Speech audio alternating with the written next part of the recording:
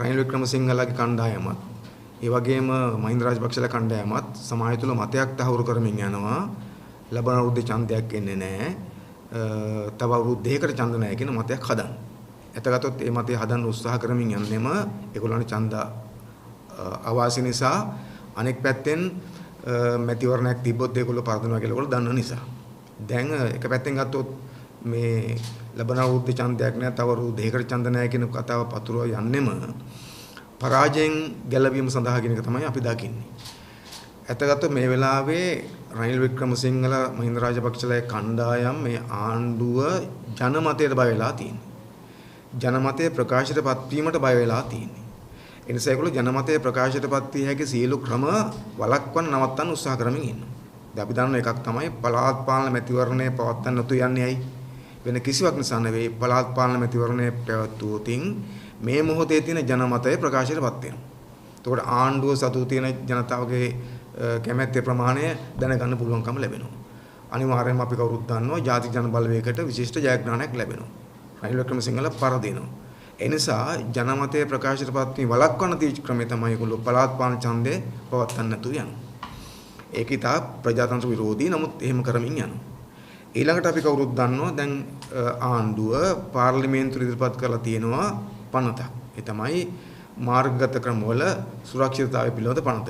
Online security bill එක. එතකොට දැන් මේ පනත ගේන්නේ මොකටද? මේ පනත ගේන්නේත් වෙන කිසිවකට නෙවෙයි ජනමතය ප්‍රකාශයටපත් වීම වළක්වන්න. මොකද අපි කවුරුත් දන්නවා මේ වෙනකොට අපේ රට ඇතුලේ ලෝකය ඇතුලේ මේ ජනමතය ප්‍රකාශයටපත් වීම අර සම්ප්‍රදායික ප්‍රධාන ජනමාධ්‍ය ආයතන වලට සීමා වෙන්නේ නැතුව සමාජ මාධ්‍ය හරහා සිද්ධ වෙනවා. එතකොට දැන් සමාජ මාධ්‍ය හරහා සිද්ධ වෙනකොට ඒක ආණ්ඩුවට පාලනය කරගන්න අමාරුයි. එතකොට ඒක තුළ ආණ්ඩුවට එරෙහි මත, ආණ්ඩුවේ ඇත්ත හිල්ද්‍රව කරන මත, විපක්ෂ මත පළ වෙන්න පටන් ගන්න තියෙනවා. දැන් ආණ්ඩුවට මේව පාලනය කරන්න පුළුවන් නම් කිසි ප්‍රශ්නයක් වෙන්නේ නැහැ. අපි කවුරුත් දන්නවා පහුගිය කාලේ ප්‍රධාන ජනමාධ්‍ය ආණ්ඩුව අතේ තියෙනකොට ආණ්ඩුව වෙනුවෙන් ඕන තරම් බොරු කිව්වා ඒ ප්‍රධාන ජනමාධ්‍ය. වඳ කතා හැදුවේ ජනමාධ්‍ය, වඳ දොස්තර කෙනෙක් සම්බන්ධ ප්‍රශ්න මතු කරේ ජනමාධ්‍ය. ඒක බොරු කියලා පස්සේ ඉල්ද්‍රව වුණා. ඒ කියන්නේ කිසි පරීක්ෂණයක් තිබුණෙත් නැහැ. ජනතාව අතර වෛරය වපුරන්න ප්‍රවෘත්ති නිර්මාණ කරා මේ මහා ජනමාධ්‍ය. ඒවට ආණ්ඩුව මැදිහත් වුණේ නැහැ. ඒ වගේම අපි කවුරුත් දන්නෝ නයි කතන්දර ගෙනාවා ওই ප්‍රධාන ජනමාධ්‍ය. ඒක පට්ටපල් බොරු. ඒවට කවුරුත් මැදිහත් වුණේ නැහැ. නමුත් මේ සමාජ මාධ්‍ය හරහා මේවා ප්‍රශ්න වෙනකොට සමාජ මාධ්‍ය හරහා ආණ්ඩුවේ නිර්වෝධ එල්ද්‍රව වෙනකොට සමාජ මාධ්‍ය හරහා ජනතාවගේ මත එල්දැක් වෙනකොට ඒක ආණ්ඩුවට අවාසි වුණාම දැන් ආණ්ඩුව උත්සාහ කරනවා අන්නේ ජනමතයේ ප්‍රකාශයටපත් වෙන ස්ථානයක් නම් සමාජ මාධ්‍ය ඒක වළක්වන්න. මොකද ආණ්ඩුවේ අරමුණ මේ සමාජ මාධ්‍ය හරහා සිද්ධ වෙන සමහර බොරු ප්‍රවෘත්ති පළවීම වළක්වන එක නෙවෙයි. අපි දන්නවා සමාජ මාධ්‍ය හරහා බොරු ප්‍රවෘත්ති පළ වෙනවා, වැරදි අදහස් සමාජගත වෙනවා තමයි. හැබැයි ආණ්ඩුව කරන්න යන්නේ ඒක වළක්වන්න එක නෙවෙයි, ඒක පිට දාලා ආණ්ඩු විරෝධී මත වළක්වන්න යන එක. මොකද අපි හොඳටම දන්නවා පහුගිය කාලේ අපේ රටේ මේ ව්‍යාජ ගිණුම් විශාල ප්‍රමාණයක් හදලා පඩි දීලා ඒ ව්‍යාජ ගිණුම් හරහා වැරදි මත සමාජගත කරේ ආණ්ඩු කණ්ඩායම. ඒක පැත්තෙන් ගත්තොත් මහින්ද රාජපක්ෂලාගෙන් පඩලපු කණ්ඩායමක් විශාල වශයෙන් මේ ව්‍යාජ ගිණුම් පාවිච්චි කරලා වැරදි මත සමාජගත කරා. රනිල් වික්‍රමසිංහලගේ කණ්ඩායමක් හිමිට දැනුත් ආණ්ඩුවෙන් පඩලපන කණ්ඩායම මේ බොරු කියමින් යනවා. ඒ නිසා මේ අසත්‍ය ප්‍රවෘත්ති නිර්මාණය කරන එක, බොරු පතුරවන එක ඒවා ආණ්ඩුවම තමයි කරන්නේ. නිසා ඒගොල්ලන්ට අලුතෙන් පනත් ගේන්න ඕනේ. ඒගොල්ලෝ කරන වැඩේ නතර කරන් එහෙම සමාජ මාධ්‍යවල මේ සිද්ධ වෙන දේවල් නතර කරන්න පුළුවන්. හැබැයි තමන් විසින්ම නඩත්තු කරන කණ්ඩායම් ලවා වැරදි මත සමාජගත කරන ආණ්ඩුව දැන් බොරුවට ඒක පාවිච්චි කරලා සමාජ මාධ්‍ය වාරණය කරන ලෑස්ති වෙන්නේ මොකද්ද? ආණ්ඩු විරෝධී මත පළවීම වළක්වන්න. ඇයි ඒගොල්ලෝ බයයි ඇත්ත මහ ජන මතය සමාජගත වෙනවට. ඇත්ත මහ ජන මතයට ආණ්ඩුව බය වෙලා තියෙන නිසා ඔන්ලයින් සිකියුරිටි බිල් එක ගෙනල්ලා ඒක හරහා පොදු ජනතාවගේ මතය ප්‍රකාශපත් වීම වළක්වන්න උත්සාහ දරමින් ඉන්නවා. ඊළඟට අනික තමයි දැන් ඔය ගේන්න හදන අලුත් රස්ත පනත. අලුත් රස්ත පනත ගේන්න හදන මොකටද? ඒකෙන් ගේන්න හදන්නෙත් ආණ්ඩු විරෝධය වළක්වන්න. කියන්නේ ආණ්ඩු මහ ජන මතය මැතිවරණයකින් ප්‍රකාශයටපත් වෙන්න හදනවා නම් ඒක වළක්වන්න ඡන්ද කල් තියෙනවා. මහ ජන මතය සමාජ මාධ්‍ය හරහා ප්‍රකාශයටපත් වෙනවා නම් ඒක වළක්වන්න ඒකට නීති කියනවා. එතකොට මහ ජන මතය ප්‍රජාතන්ත්‍රවාදයේ මහපාරේ උද්ඝෝෂණ හරහා ප්‍රකාශයටපත් වෙනවා නම් බලකිරීම හරහා ප්‍රකාශයටපත් වෙනවා නම් ඒක වළක්වන්න තමයි ත්‍රස්තවාදී ලක්ෂණ පනත කියන්නේ. ඒකට ඒක අනුගතවොත් ඒක ගෙනාවොතින් ඒකට අනුව ආණ්ඩුවට යමක් කරන්න හෝ නොකරන්න කියලා බල කරන එක ත්‍රස්තවාදී ක්‍රියාවක් බවට පත් කරනවා. ඒ නිසා මැතිවරණ හරහා මහජන මතය ප්‍රකාශයටපත් වෙන එකටත් බය වෙලා තියෙන්නේ. සමාජ මාධ්‍ය හරහා ජනමාධ්‍ය හරහා මහජන මතය ප්‍රකාශයටපත් වීමටත් බය වෙලා තියෙන්නේ. මහපාරේදී මහජන මතය ප්‍රකාශයටපත් වීමටත් බය වෙලා තියෙන නිසා පොදුවේ ගත්තොත් මේ ආණ්ඩුව ජනතාවට බය මහජන මතයට බය ආණ්ඩුවක් බවට පත් වෙලා තියෙනවා. ඒ නිසා මහජනතාව දිනා ගන්න ඒගොල්ලන්ට බෑ. මහජනතාවට බලාපොරොත්තු හදන්න ආපහු බෑ. මොකද වසර 75ක මේ විනාශකාරී දේශපාලන අත්දැකීම් ලැබපු ජනතාවක් දැන් මේ රට පාලනය කරන දේශපාලන පක්ෂ ඇත්තට දාලා ජාතික ජන බලවේගෙත් එක්ක විකල්ප දේශපාලන ව්‍යාපාරات එක්ක එකතු වෙන පටන් ගන්න තියෙනවා.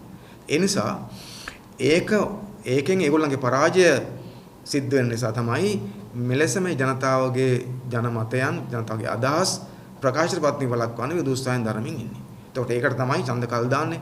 ඒකට තමයි සමාජ මාධ්‍ය පාලනය කරන පනත් ගෙනත් තියෙන්නේ. ඒකට තමයි ත්‍රස්තවාදී ලැක්වීමේ අලුත් පනත ගේන්න උත්සාහ කරමින් ඉන්නේ. එතකොට ඒකෙම තවත් එකක් තමයි ඔය ඉදිරියේ පැවැත්වීමට නියමිත ජනාධිපතිවරණය පවත්වන්නේ නැහැ කියලා ප්‍රචාරයක් කරමින් ඉන්නේ.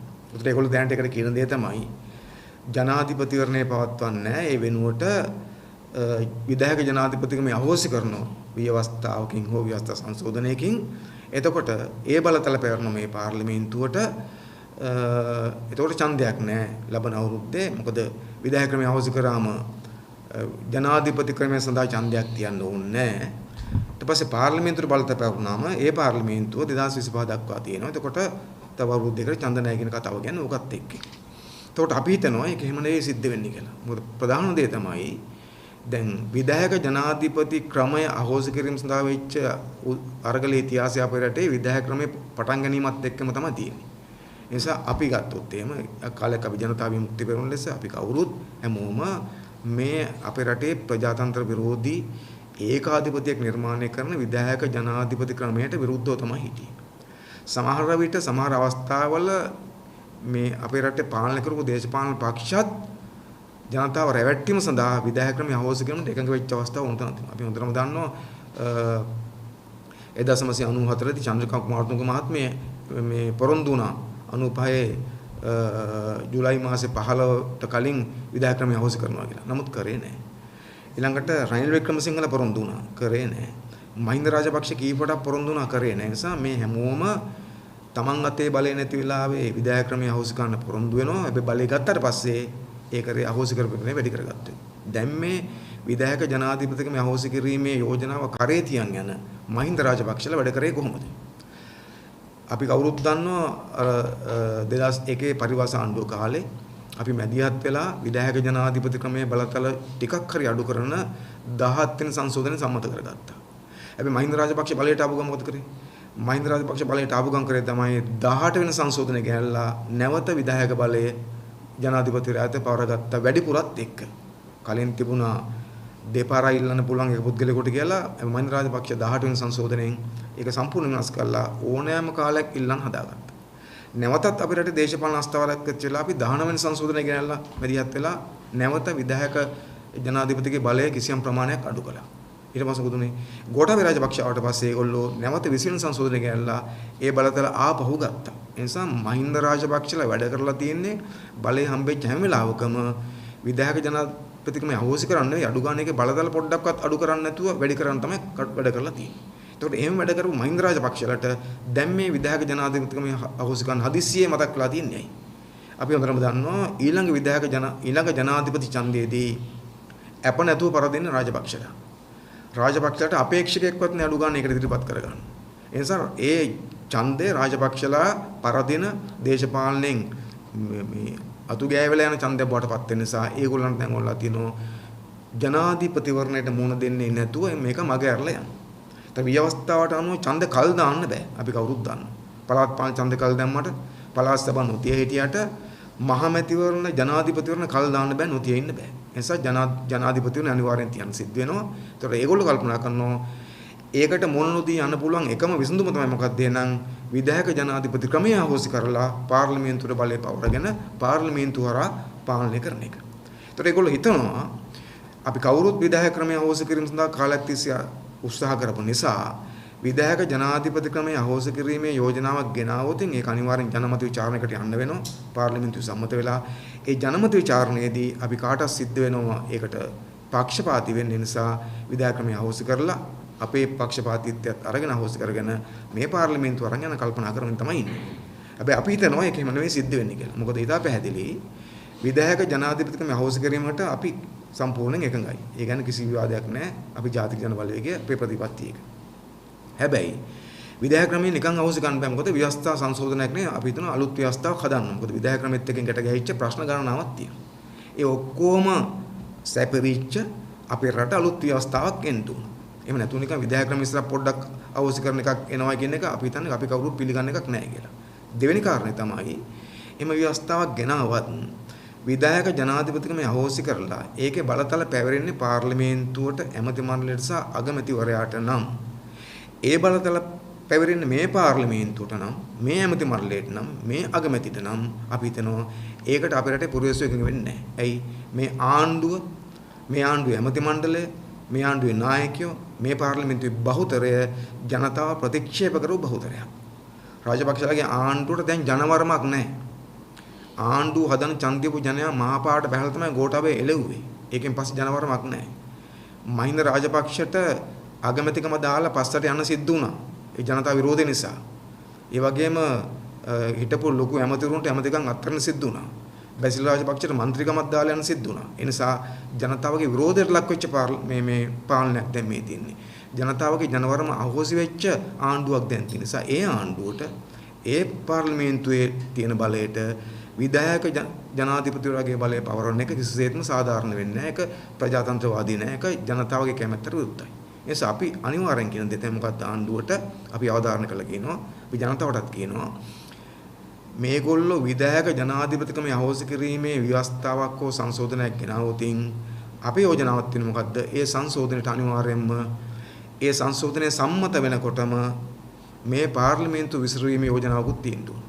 ඒ කියන්නේ විධායක ජනාධිපති ක්‍රමය අහෝසි කිරීමේ කියන යෝජනාව ව්‍යවස්ථාව හෝ ව්‍යවස්ථා සංශෝධනය ජනමත විචාරණයක සම්මත වෙනකොටම ඒ සංශෝධනය ඇතුළේම තියෙන්න ඕන මොකද්ද? විධායක ක්‍රමය අහෝසි වෙනකොටම මේ පාර්ලිමේන්තුව විසිරෙන්න ඕන. විසිරලා මහජන ඡන්දෙන් අලුත් පාර්ලිමේන්තුවක් ගොඩනගෙන්න ඕන. අන්නේ අලුත් පාර්ලිමේන්තුව තමයි මහජන ඡන්දෙන් තේරීපත් වෙච්ච ජරවරමක් සහිත පාර්ලිමේන්තුව තමයි විධායක බලය පැවරෙන්න ඕනකම තියෙන්නේ. මොකද හේතුව තමයි මේ පාර්ලිමේන්තුවේ ඡන්දේ තියලා තියෙන විධායක ජනාධිපතිවරයෙක් ඉඳැද්දි. නිසා මේ පාර්ලිමේන්තුවේ ජනතාව ඡන්ද දීලා තියෙන විධායක බලය සහිත පාර්ලිමේන්තුවකට නෙවෙයි. එතකොට එහෙමනම් විධායක බලය මේ පාර්ලිමේන්තුවට පැවරෙනවා නම් එහෙනම් මේ පාර්ලිමේන්තුව ඒ අවබෝධය සහිතව ජනතාවපත් කරන පාර්ලිමේන්තුවක් වෙන්න ඕන. අලුත් පාර්ලිමේන්තුවක් වෙන්න ඕන. ඒ නිසා අපි තා පැහැදිලිව කියනවා ආණ්ඩුව මහින්ද රාජපක්ෂලා රනිල් වික්‍රමසිංහලා නිකන් ගේමක් ගහලා ව්‍යවස්ථා ගැටයක් ගහලා ජනාධිපතිවරණයේ පැවැත්වීමෙන් මිදිලා ජනාධිපතිවරණය මගහැරලා මේ පාර්ලිමේන්තුවට ඒ බලය පවරගෙන මේ දුෂ්ට දූෂිත ජනවරමක් නැති ජරාජීර්ණ වෙච්ච මේ පාර්ලිමේන්තුව තව අවුරුදු දෙකක් තියන් ඉන්න හදනවා නම් ඒක කිසිසේ සිද්ධ වෙන්නේ නැහැ. මේ පාර්ලිමේන්තුව අහෝසි කරනවා. මේ පාර්ලිමේන්තුව අහෝසි කරන්නේ නැතුව මේ පාර්ලිමේන්තුව මෙහෙම තියාගෙන නම් විධායක ක්‍රමය අහෝසි කරලා යන්න හදන්නේ. එහෙම ගේන විධායක ක්‍රමය අහෝසි කරන ගේන ජනමත විචාරණයකට අපි උදව් කරන්නේ නැහැ. එහෙම වුණොත් ඒක දිනන්නේ නැහැ. එහෙනම් මොකද සිද්ධ වෙන්නේ? එක්ක ආණ්ඩුවට සිද්ධ වෙනවා ජනමත විචාරණේ පෙරදිලා ජනාධිපතිවරණේ තියන්න. නැත්තම් ආණ්ඩුවට සිද්ධ වෙනවා මහමැතිවරණේ තියන්න. ඒ නිසා අපි අනිවාර්යෙන් කියනවා ආණ්ඩුවට තෝරගන්න වෙන්නේ දෙකයි. එක්ක ජනාධිපතිවරණේ තියන්න ඕන ආණ්ඩුව නැත්තම් ජනාධිපතිවරණයක් නැත්තම් ආණ්ඩුව ලබන අවුරුද්දේ අනිවාර්යයෙන්ම මහමැතිවරණේ තියන්න ඕන. නැත්නම් ජනාධිපතිවරණ විතරක් අහෝසි කරගෙන මහමැතිවරණයක් තියන්න නැතුව මේ ජරා ජීර්ණ වෙච්ච දූෂිත ජනවරමක් නැති රාජපක්ෂලාගේ මේ දුෂ්ට කල්ලියක් වෙච්ච මේ බලයට තව බලතල එකතු කරගෙන යන දේශපාලනයක් අපේ රටේ සිද්ධ වෙන්නේ නැහැ. අපි ඒකට ඉඩ තියන්නේ නැහැ. මොකද අපි දන්නවා ජනමත විචාරණයක් දිනන්න බෑ ඒගොල්ලන්ට. ඒකට මේ රටේ පොදු ජනතාව ඡන්ද දෙන්න ඕන. හැබැයි පොදු ජනතාවට එරෙහිව නම් මේ ගේන එක රවට්ටලා ගේන්න යන්නේ. පොදු ජනතාව විසින් ප්‍රතික්ෂේප කරපු පාර්ලිමේන්තුවක් තව ශක්තිමත් කරගන්න නම් මේ වැඩේ ගේන්න යන්නේ. නිසා අර විධායක ක්‍රමය අහෝසි කිරීමේ කියලා දාන උප්පර වැට්ටියට මම හිතන්නේ අපේ රටේ ජනතාව රැවටෙන්නේ. ඒ නිසා අනිවාර්යයෙන්ම එක්ක ආණ්ඩුවට විධායක ක්‍රමේ මේ ජනාධිපති ඡන්දය තියන්න වෙනව නැත්නම් විධායක ක්‍රමය අවශ්‍ය කරනවා නම් ඒක අවශ්‍ය කරනකොටම පාර්ලිමේන්තු ඉස්සරහලා මහමැතිවරණයක් තියන්න සිද්ධ වෙනවා. ඒ අපි ජනතාවට කියනවා ආණ්ඩුවේ ලොක්කෝ කියාගෙන ගියාට ලබන අවුරුද්දේ ඡන්දයක් නැහැ කියලා ස්ථිරවම ලබන අවුරුද්දේ ඡන්දයක් එනවා. නියමිත ලෙස ජනාධිපතිවරණ එනවා. යම් මේකින් ගොල්ලෝ ජනාධිපති ක්‍රමය අවශ්‍ය කරනවා නම් ජනමත විචාරණයකින් ජයග්‍රහණය කරලා එහෙම ජයග්‍රහණය කරනවා නම් අනිවාර්යයෙන්ම ජයග්‍රහණය කරන්න වෙන්නේ මහමැතිවරණයක් පැවැත්වීමේ කුන්දේසිය මතේ නම් මහමැතිවරණයක් වෙනවා. ඒතකොට ජනතාවට පුළුවන් මහමැතිවරණයෙන් තමන් කැමති ආණ්ඩුවක් හදාගන්න. ඒතකොට අන්නේ ආණ්ඩුවට විධායක ක්‍රමය අවශ්‍ය කරපු බලතලක් පැවරිච්ච විධායක බලය සහිත ආණ්ඩුවක් හදන්න පුළුවන්. ඒ ආණ්ඩුවට පුළුවන් කිසි ප්‍රශ්නයක් නැතුව රට වෙනස් කරන්න ඉස්සරහට යන්න. ඒ නිසා ජනමරමත් එක සෙල්ලම් කරන්න එපා කියලා අපි ඒගොල්ලන්ට කියනවා. ඒගොල්ලෝ හිතන් ඉන්න පුළුවන් ජනතාව හිතන්න පුළුවන්කම තියෙනවා මේ පළාත් පාලන ඡන්දෙත් කල් දැම්මා. පළාත් සභා කියන්න නැතුව ඉන්නවා. ඒ නිසා ඒ විදිහට මේ ඡන්දත් කල් දාන්න නෑ එහෙම කරන්න බෑ. පළාත් පාලන ඡන්දේ කල් දාන්න පුළුවන් ඒගොල්ලන්ට. මොකද පළාත් පාලන ඡන්දයක් නැතුව පළාත් පාලන ආයතන පවත්තන් යාමේ ප්‍රතිපාදනයක් ව්‍යවස්ථාවේ තියෙනවා. විශේෂ කොමසාස්තුන් පත් කරගෙන. පළාත් සභා ඡන්දේ තියන්න නැතුව ඉන්න පුළුවන් ඒගොල්ලන්ට පළාත් සභා ඡන්දේ තියන්න නැතුව පළාත් සභා පවත්වාගෙන යාමේ ප්‍රතිපාදනයක් ව්‍යවස්ථාවේ තියෙනවා. ඒ ආණ්ඩුකාරයට පවත්වාගෙන පුළුවන්. හැබැයි පාර්ලිමේන්තුවට එහෙම එකක් නැහැ. ජනාධිපතිට එහෙම එකක් නැහැ. ජනාධිපතිවරණේ තියන්න ඕන. පාර්ලිමේන්තු ඡන්දේ තියන්න ඕන. ඒවට වංගු ගහන්න බෑ. ඒවට ගැට ගහන්න බෑ. එතකොට ඒගොල්ලන්ට කරන්න පුළුවන් එකම දේ මොකද්ද? ඒ තමයි විධායක ජනාධිපතිකමේ අහෝසි කරලා ජනාධිපතිවරණට මොන දීමෙන් මගහැරලා යන්නේ. ඒ අවස්ථාව ගන්න තුනේ. බය නම් ඒකට ඒක මගහැරලා යන්නේ. හැබැයි ඒක මගහරිනවා නම් මගහරින්න වෙන්නේ ජනතාවගේ කැමැත්ත සහිතව. විධායකමේ අහෝසි කරන්න බෑ ජනමත විචාරණයක් නැතුව. එතකොට ජනතාව කියනවා නම් විධායකමේ අහෝසි කරන එක කමක් නැහැ. හැබැයි ඒ සමගම මේ පාර්ලිමේන්තුව විසිරෙන්න ඕන අලුත් පාර්ලිමේන්තු ඡන්දයක් එන්න ඕන කියලා ඒගොල්ලන්ට ඒකට හුඟක් සිද්ධ වෙනවා. ඒ නිසා අනිවාර්යයෙන්ම අපි කියන ආණ්ඩුවට මොන ගැට ගහන්න ලෑස්ති වුණත් ඒගොල්ලන්ගේ පාලනය ලබන අවුරුද්දේ අවසන් කරනවා. ඒ කියන්නේ සහතිකයක් තියන. ඒ කියන්නේ සහතිකයක් තියෙනවා. කවුරුවක් අතෙන් කලබල වෙන්න එපා. සැකී හිතන්න එපා. ස්ථිරව මේ පාලනයට අවශ්‍ය තියෙන්නේ තව මාස 10ක් විතර තමයි. මේක ඉවර වෙනවා. මොකද ජනාධිපතිවරණයක් තිබ්බත් ඒ ජනාධිපතිවරණ ජයග්‍රහණය කරන කණ්ඩායම අපි NPP අපි තුන ජයග්‍රහණය කරන ස්ථිරවලසම දිනුවොත් එහෙම ඒත් මේ පාර්ලිමේන්තුව තියාගන්න ඡන්දයක් වෙනවා. ඒ නිසා රනිල් වික්‍රමසිංහට මහින්ද රාජපක්ෂට ඔය එක එක සෙල්ලම්දම තමයි යන්න පුළුවන් උපරිම කාලය. තව මාස 10ක් විතර තමයි තියෙන උපරිම. ඒ නිසා අපි හිතනවා ඒගොල්ලන්ට මේ දේශපාලනයේ මේ කුමන්ත්‍රණ කරලා දේශපාලන කුපාඩිකම් කරලා ව්‍යවස්ථා ගැට ගහගෙන ඒගොල්ලන්ගේ මේ අනීතික ජනතා විරෝධී පාලනයේ බලය රැක ගන්න පුළුවන් කමක් තිබෙන්නේ නැහැ. අපි ජනතාවට කියනවා ඒගොල්ලෝ පතුරන මේ මතයට කලබල වෙන්න එපා. ඔකට අහු වෙන්න එපා. ඔබ උනන්දුවෙන් වැඩ කරගෙන යන්න. ඔබ සංවිධානය වෙන්න. ජාතික ජනබලයකට එක්ක තව එකතු වෙන්න. මොකද අනිවාර්යයෙන්ම එක්ක අපි ජනාධිපතිවරණ ජයග්‍රහණය කරන ලබන අවුරුද්දේ ජනාධිපතින අවශ්‍ය කරනවා නම් ඒ සමගම අපි මහමැතිවරණ දිනාගෙන මහමැතිවරණ ජයග්‍රහණය කරලා අපේ රටේ ජනතාවාදී පාලනයක් හදනවා. ඒ නිසා ලබන වසර මේ දුෂ්ට පාලනයේ අවසන් කරන වසර වන බවට අපි ඉතා පැහැදිලිවම සහතික වෙනවා. ඒ නිසා අපි ආණ්ඩුවට කියනවා ඒක මගහැරලා යන්න උත්සාහ කරන්න එපා. ඒගොල්ලන්ට එහෙම අවස්ථාවක් නැහැ.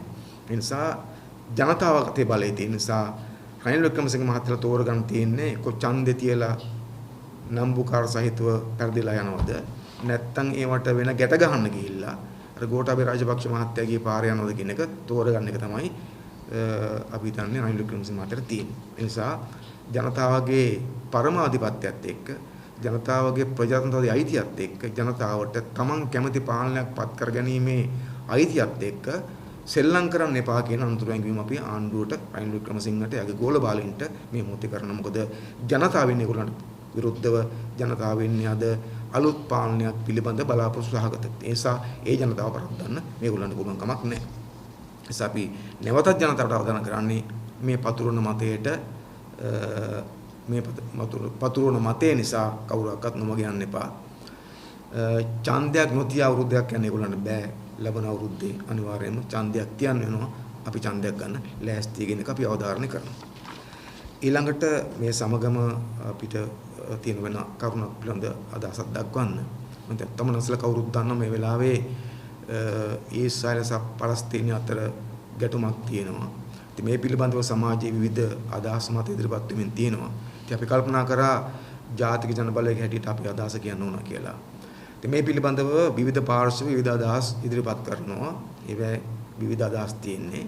නමුත් අපි හිතන මේ වෙලාවේ අපි දකින ප්‍රධානම දේ තමයි මේ ගැටුම නිසා පලස්තීනයේත් ඊශ්‍රායලයේත් නිරායුධ අහිංසක පුරවැසියන් ළමයින් කාන්තාවන් විශාල ප්‍රමාණයක් දුෂ්කරතාවට පත් වෙලා තියෙනවා. මේ වෙනකොටත් විශාල ප්‍රමාණයක් සිවිල් වැසියන් ඝාතනය වෙලා තියෙනවා දෙපැත්තෙම. දෙපැත්තේම ප්‍රහාර නිසා දෙපැත්තේම සිවිල් වැසියන් ඝාතනය වෙලා තියෙනවා. ළමුන් දෙමාපියෝ නැතුව අතරමං වෙලා තියෙනවා. අවතැන් වෙලා තියෙනවා. කාන්තාවන්ට විශාල වශයෙන් ප්‍රශ්න මතුවලා තියෙනවා. උන් හිට දැන් ඇත්තරලා ලක්ෂ ගණන් ජනතාවට තමන්ගේ ගම්බිම් ඇතරලා යන්න සිද්ධ වෙලා තියෙනවා. ඒ නිසා මේක මානව ඛේද වාචකයක්. ඒ නිසා අපි හිතනවා අපේ ඉල්ලීම අපි හිතන ලෝකෙ මේකට බලකල යුතු එක මොකද්ද? දෙපැත්තෙම කරන ඝාතන නතර කළ යුතු තියෙනවා. ඒ නිසා සිවිල් වැසියන් ඉලක්ක කරගෙන දෙපැත්තෙම කරන ඝාතන සිවිල් වැසියන් නිරායුධ සිවිල් පුරවැසියන් දෙපැත්තේම අය මරා දැමීම අපි හෙලා දැකිය යුතු තියෙනවා. ඒ වගේම මේ ඝාතන නතර කිරීම සඳහා අපි ලෝක ප්‍රජාව මේ දෙපාර්ශ්වයටම බලපෑම් කළ යුතු තියෙනවා. මේක එක පැත්තක් තෝරගන්න බෑ. කවුද හරි කවුද වැරදි කියලා දැන් තෝරන එක නෙවෙයි කාරණේ මම හිතන්නේ. කවුද කලින් පටන් ගත්තේ කවුද පස්සේ පටන් ගත්තේ කාටද ලොකු හයියක් තියෙන කාටද හයිය නැත්තේ ඒ වගේ කතන්දර නෙවෙයි දැන් මේ වෙලාවට ඕනකම තියෙන මේක මානව ඛේද වාචකයක් තියෙනවා. විශේෂයෙන්ම ගත්තොත් ළමා පරපුරක් අසරණ වෙලා තියෙනවා. ඒ නිසා ගැටුම් නවත්තන්න නිරායුධ සිවිල් පුරවැසියන් ඉලක්ක කරගත්තු ප්‍රහාර නතර කළා මේ පුරවැසියන් මරා දාන එක දෙපැත්තෙම නතර කළ යුතු කියලා අපි විශ්වාස කරනවා. අනිත් පැත්තෙන් ගත්තොත් අපි කවුරුත් දන්නවා මේ ගැටුමට දීර්ඝ ඉතිහාසයක් තියෙනවා. අඩුම ගණන් ගත්තොත් 1947 පස්සේ තමයි මේ ප්‍රශ්නේ පටන් අරගෙන තියෙන්නේ. ඊට කලිනුත් මේකට ඉතිහාසයක් තියෙනවා. නමුත් විශේෂයෙන් ගත්තේ මේ පටන් ගන්න තියෙන්නේ. ඒ නිසා ඒකේ ගැටලු ගොඩාක් තියෙනවා. මම හිතන්නේ ඒක කතා කරන එක මේ වෙලාවේ අපිට කාලයක් නෙවෙයි. නමුත් එකක් තියෙන මේ ගැටලු පටන් ගන්නකොටම මේ ගැටලුවේ ආරම්භක කාලයේම එක්සත් ජාතීන්ගේ සංවිධානයේ මැදිහත් වෙලා යෝජනාවක් සම්මත කරලා තියෙනවා. සලස්මක් ඉදිරිපත් කරලා තියෙනවා. රටවල් දෙකට පිළිගන්න. එතකොට ද්වි රාජ්‍ය සංකල්පය කියලා මේකට කියනවා. එතකොට නිසා එක්සත් ජාතීන්ගේ සංවිධානය ඉදිරිපත් කරපු ඒ වැඩසටහන නැත්නම් සැලැස්මට අනුව නිදහස් පලස්තීනයකුත් නිදහස් ඊශ්‍රායලයකුත් පිළි අරගෙන තියෙනවා. ස්වාධීන පලස්තීනයක් ස්වාධීන ඊශ්‍රායලයක් පිළි අරගෙන තියෙනවා. එතකොට එක්සත් ජාතීන් සංවිධානයේ මැදිහත් වෙලා ඒ භූමිභාග වෙන් කරලා රටවල් දෙක ස්ථාපිත කිරීම තමයි අරමුණු බවට පත් වුනේ. හැබැයි ප්‍රශ්නේ තියෙන්නේ මේ තාක්කල් එක්සත් ජාතීන්ගේ සංවිධානයේ ඒ අනුමත කරගත්තු යෝජනාවට අනුව සැලැස්මට අනුව වැඩ කෙරලා නැහැ. ඒක බලාත්මක කරන්න අසමත් වෙලා තියෙනවා. මේ ගැටලුවේ ප්‍රධාන හේතුව ඒක. ඒතකොට එක්සත් ජාතීන්ගේ සංවිධානය වගේ සංවිධානයක් ගත්තු සම්මත කරගත්තු යෝජනාවක් බලාත්මක කරගන්න බැරි වීමම මේ ඛේද වාචකයට ප්‍රධාන හේතුවක් බවට පත් වෙලා තියෙනවා. අපිට පේනවා ඒක බලාත්මක කර ගැනීමට ලොකුම බාධාවක් තියෙන්නේ ඇමරික එක්සත් ජනපදයෙන් කියලා. ඒ අය තමන්ගේ දේශපාලන අරමුණු වෙනුවෙන් අධිරාජ්‍යවාදී අරමුණු වෙනුවෙන් මේ කලාපය තුල බල තුලණය හදාගන්න උත්සාහ කරමින් ඉන්නවා.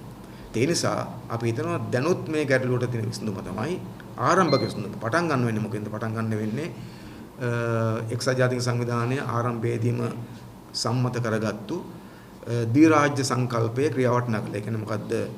ස්වාධීන නිදහස් පලස්තීනයකුත් ස්වාධීන නිදහස් ඊශ්‍රායලයකුත් පිළිගැනීමෙන් තමයි. ඊශ්‍රායලයේ ස්වාධීන රාජ්‍යයක් ලෙස පිළිගන්නවා වගේම පලස්තීනයත් ස්වාධීන රාජ්‍යයක් ලෙස පිළිගත යුතු තියෙනවා. පලස්තීනයේ ස්වාධීන රාජ්‍යයක් ලෙස පිළිගන්නවා වගේම ඊශ්‍රායලත් ස්වාධීන රාජ්‍යයක් ලෙස පිළිගත යුතු තියෙනවා.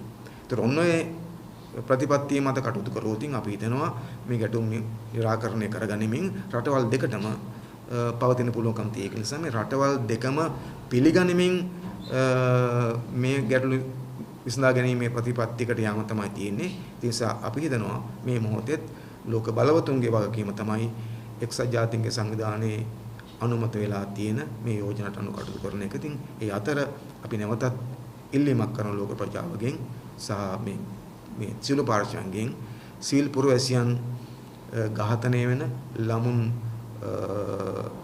ළමුන් පීඩාවටපත් වෙන කාන්තාවන් පීඩාවටපත් වෙන ළමුන් අනාථ වෙන අනාථීන් බවටපත් වෙන උපන් බිමේ අනාථීන් බවටපත් වෙන මේ ගැටුම් නතර කරන්න දෙපැත්තෙම සිද්ධ වෙන මේ සාමාන්‍ය මිනිස් ඝාතන කවුරුත් එලා දැකිය යුතු තියෙනවා. අනිත් පැත්තෙන් මේ සිවිල් පුරවැසියන් ඝාතනයේ නතර කිරීමට මැදිහත් විය යුතුයි කියලා තමයි අපි විශ්වාස කරන්නේ.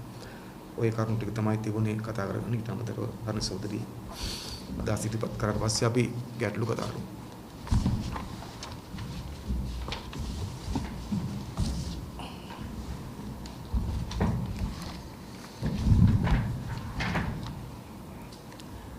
සුබ උදෑසනක්.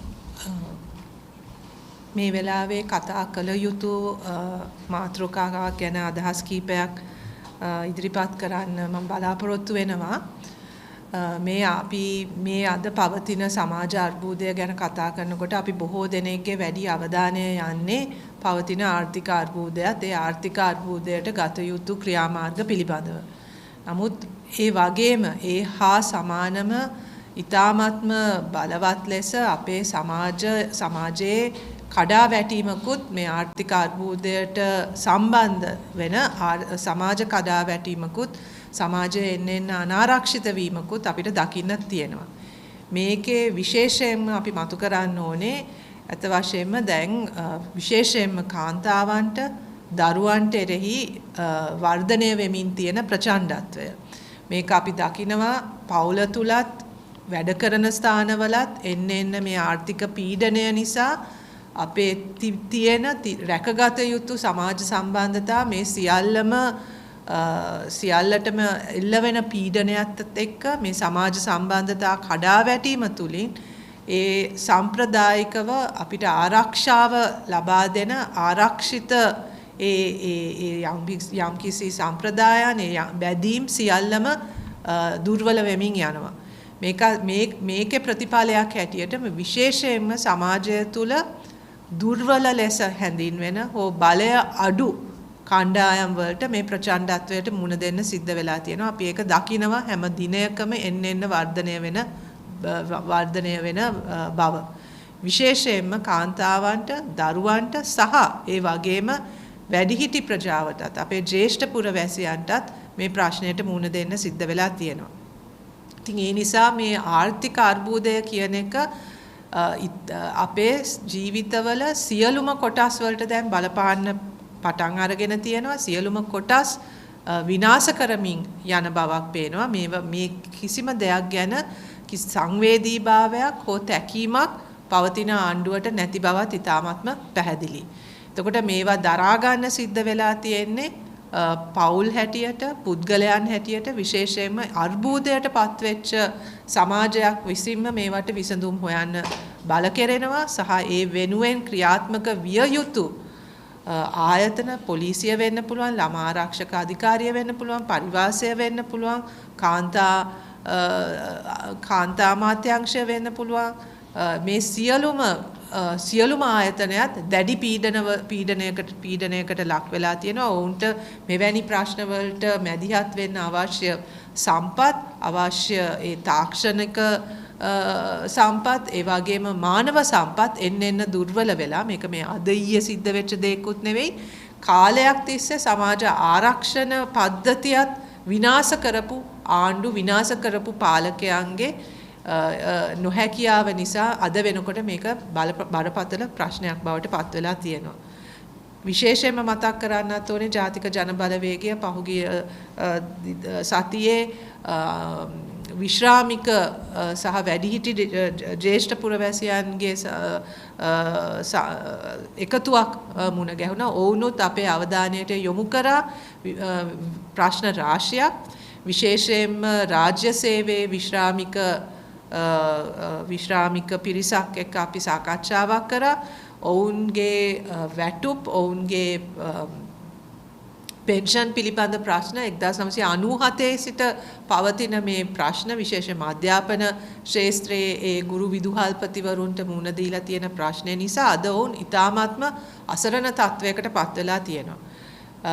ඒ කියන්නේ ස්ථිර ආදායමක් ලැබෙන. එතකොට ඒ කියන්නේ පෙන්ෂන් එක කිසිසේත්ම වැඩි වෙන්නේ නැති සහ ඒ පෙන්ෂන් ලැබිය යුතු පෙන්ෂන් එකෙත් විශාල අර්බුද රාශියක් මේ ආණ්ඩුවල මැදිහත් වීම නිසි කාලට මැදිහත් නොවීම නිසා විසඳුම් ලබා දීමට අපොහසත් වීම නිසා අද වෙනකොට මේ ජ්‍යෙෂ්ඨ පුරවැසියන් විශාල පීඩනයකට ලක් වෙනවා.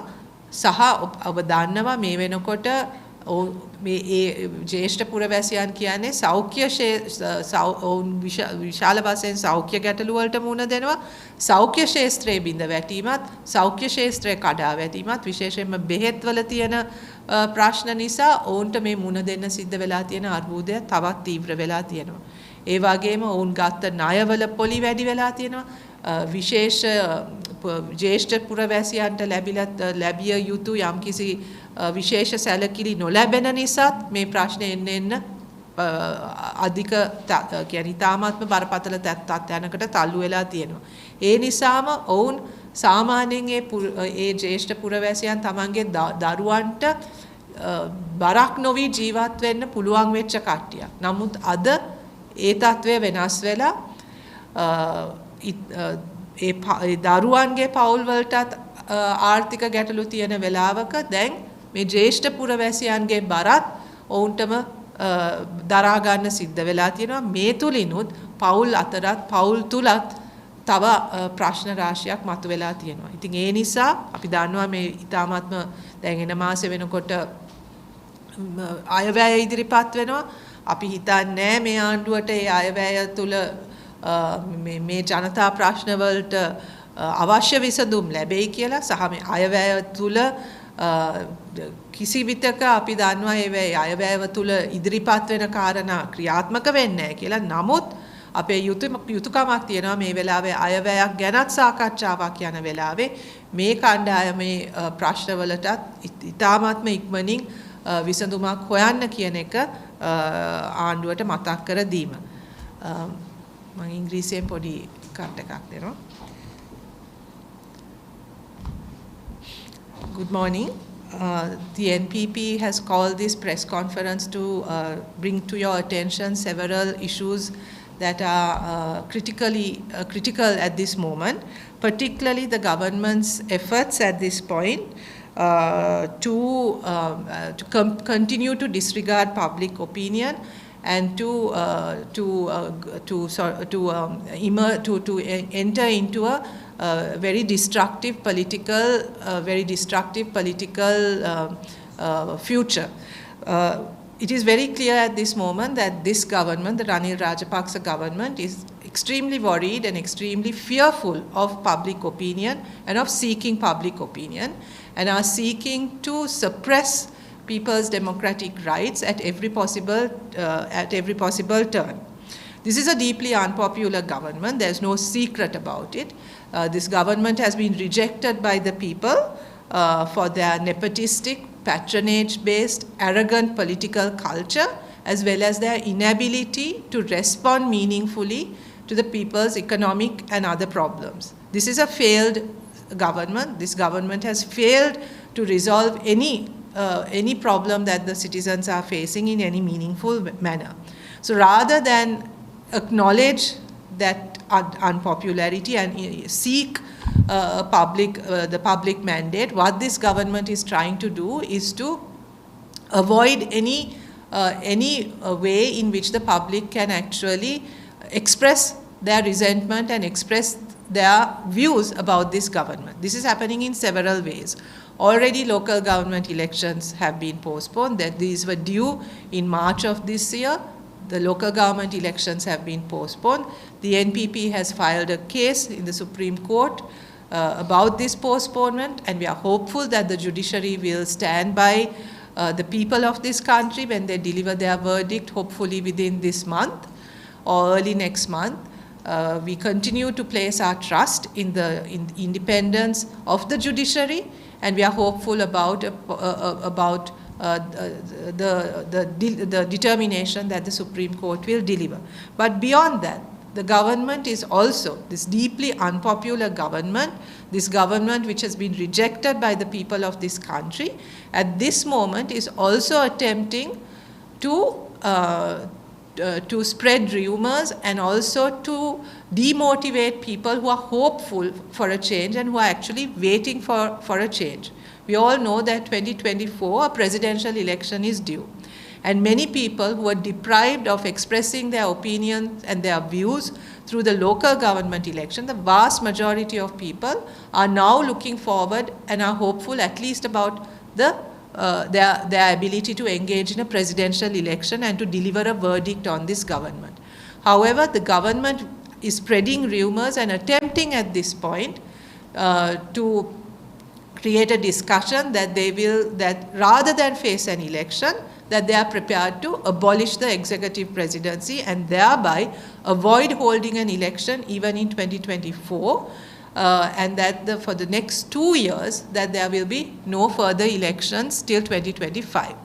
This we see as an extremely anti-democratic and despicable move by a government that has completely lost people's mandate and has completely been rejected by the people of this country. At this point, we all know that the discussion about the executive presidency is a long-standing issue in our country. The NPP and particularly the JVP, one of the major political party within the NPP, has always stood for the abolition of the executive presidency. However, our position on abolishing the executive presidency has always been with a viewpoint to strengthening and furthering strengthening democracy within the country. It is very clear that the intention of this government, when it is talking about abolishing the presidency, has nothing to do with strengthening democracy. In fact, it is very much to do with further limiting democracy. So in that sense, this is not an attempt for a progressive reform of the Constitution. A constitutional reform that will further people's democratic rights. It is completely an effort to maintain their own power, to further limit people's democratic rights, and to remain in power by avoiding elections. So we want to categorically state at this point that the NPP will not fall into that trap, will not allow people's rights to be limited in this way, will not allow people's sovereign rights, their right to election, to be stolen in this way in order for a small group of corrupt, nepotistic, arrogant individuals to remain in power. This attempt to abolish the executive presidency is very clearly purely about remaining in power and nothing to do with the sovereignty or the democratic rights of the people. So we will oppose that in all, we will not allow that to happen. Any abolition of the executive presidency, it is very clear, it's not just about reforming one paragraph or one sentence in the Constitution. It has to be a meaningful reform that will further and deepen the democratic structures in our society, and that entails a discussion about how executive power is going to be transferred to the parliament and to within a cabinet system. And in that sense, we do not think that this parliament, which the people have rejected, have the ability or the intention of making that kind of progressive constitutional reform. So we will support the abolition of the executive presidency.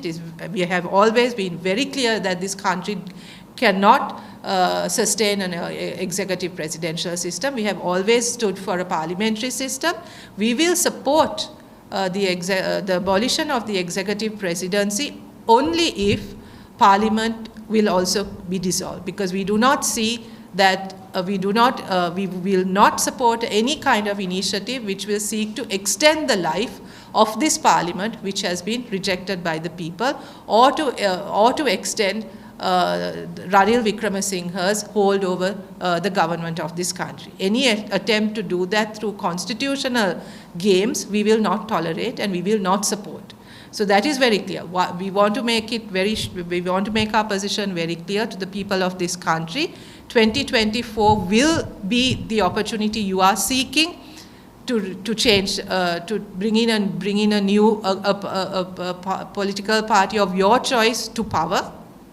It will be your opportunity. We will safeguard your opportunity to reject this corrupt and nepotistic government. We will stand by that hope, that aspiration of the people of this country. We will not allow that to be diluted in any way. So have no fear about that, have no doubt about that. 2024 will be the year of transformation of this extremely corrupt political culture in this country. We also want to say a few words about the humanitarian disaster that is unfolding in Palestine and Israel at this moment. We are extremely concerned about the cost to civilians, the suffering of civilians, especially women and children who are facing the brunt of the violence that is unfolding there. We call upon all parties to desist from inflicting any more suffering on the people, on unarmed civilians, on innocent civilians who are simply struggling to live in very, very difficult circumstances. They do not deserve the suffering that they are being subjected to at this point. No civilian should be caught up in this kind of humanitarian disaster, and we think it is the duty of the entire international community to bring whatever influence they have on all parties to bring this humanitarian disaster to an end. We also acknowledge that the situation in the Middle East, particularly the conflict between Israel and Palestine has a long history, a complicated and complex history. This is not the time or place for us to go into an analysis of this conflict, but rather to acknowledge the complexity of this problem and to call upon the international community to bring about a just solution to all parties. In 1947, the UN did bring about a two-state resolution. This is further confirmed in 1967 as well. There has been a long-standing discussion on a two-state solution to this crisis where both Israel and Palestine would be able to function independently as sovereign nations, and we support that measure. It is unfortunate that vested interests within the international community, particularly the ambitions of the United States and other Western countries within the Middle East, has prevented that solution from materializing. That was a solution that the UN agreed upon, which is still not being implemented. So we once again reiterate the need for that UN facilitated solution. We are, as a political party, we recognize the value of an international rule-based international community, but the rule-based international community can only function if all countries within the international community have equal voice, have equal say, and are able to implement those resolutions in a way that is just and fair by all countries, not in a selective way. Whatever the rules that govern, that we agree upon internationally, have to apply equally to all international actors and not to a selected few. So we once again call upon all parties to the conflict to place the importance of alleviating the suffering to the civilian population as a priority and as of utmost importance. This world has seen enough suffering. This world has seen enough war and destruction. We must put an end to it. It is extremely unfortunate what is unfolding in that region at that moment, and we hope that we can come to a resolution as soon as possible. Thank you very much.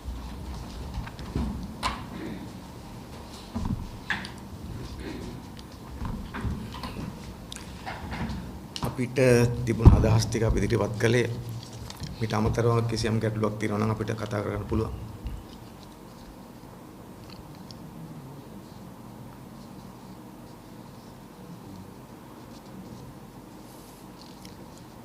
දැන් අපිට මේ තව විශේෂයෙන් කාරණයක් එකතු කරන්න තියෙනවා මෙන්න මෙහෙම.